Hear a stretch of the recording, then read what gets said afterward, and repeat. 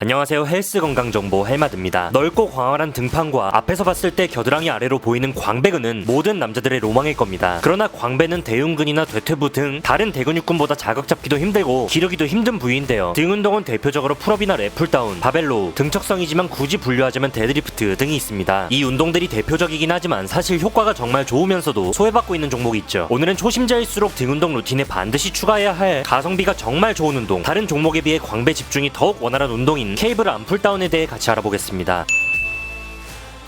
해외 유명 보디빌더들도 이 케이블 암풀다운을 선피로나 후피로 기법으로 매우 즐겨 활용하고 있습니다. 마찬가지로 국내에선 헬스 구력이 어느 정도 쌓인 사람들을 보면 이 암풀다운을 즐겨하는 경우가 많습니다. 그만큼 동작이 간단하지만 광배에 먹는 자극과 효과가 이만한 운동이 없기 때문이죠. 이 암풀다운을 어렵게 생각하는 경우가 많은데 사실 저는 초보자분들께 더욱 추천할 만한 운동이라 생각합니다. 특히 광배에 자극받기 어려운 분들의 경우 암풀다운을 꾸준히 하다 보면 수축 지점에서 어느 정도 자극이 먹는 걸 느끼실 수 있을 겁니다.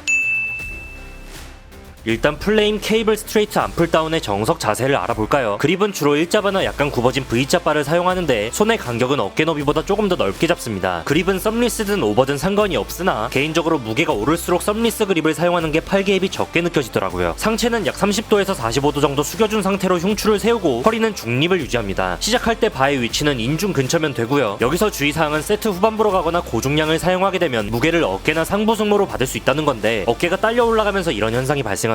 이때 견갑의 후인 하강 동작을 스타팅 포인트로 취해주면 어느 정도 협응근의 개입을 줄일 수 있습니다. 그리고 팔은 완전히 쭉 펴게 되면 삼두의 개입이 일어나므로 약간은 굽혀준 상태를 유지하고 그대로 골반이나 근처까지 당겨내려줍니다. 이때 가슴이 앞으로 나가려는 힘은 계속 유지하도록 하고 홀을 그리면서 당겨온다는 생각으로 진행해줍니다. 다시 올라갈 땐 무게에 끌려가지 않고 내가 끌어올린다는 생각으로 무게를 버티며 올라가줍니다. 그렇다고 너무 천천히 올리게 되면 삼두나 상완근이 개입될 수 있으니 리듬감은 유지해주는 게 좋고요.